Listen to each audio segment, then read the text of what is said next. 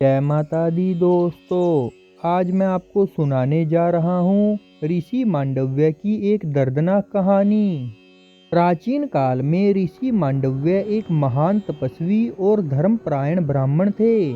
वे बचपन से ही अत्यंत गंभीर, शांत और तप में लीन रहने वाले ऋषि थे।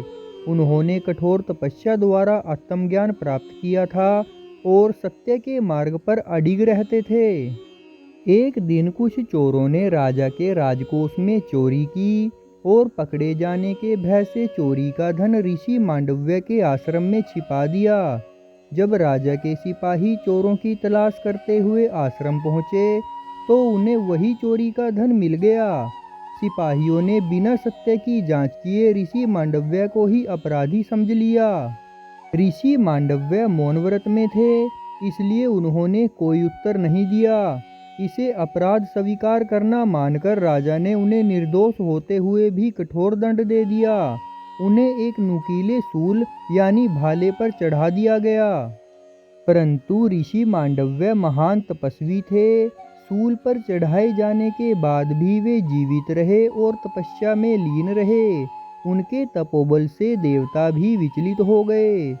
ऋषि मांडव्य सीधे यमराज के लोक पहुँचे और उनसे प्रश्न किया, मुझे किस कर्म का यह दंड मिला है? यमराज ने बताया कि बचपन में खेलते समय उन्होंने एक बार एक कीड़े को तिनके से घायल किया था। उसी कर्म का फल उन्हें मिला है। यह सुनकर ऋषि मांडव्य अत्यंत क्रोधित हुए और बोले, बाल्यावस्था में किया गया कर्म इतना बड़ा दंड नहीं दे सकता।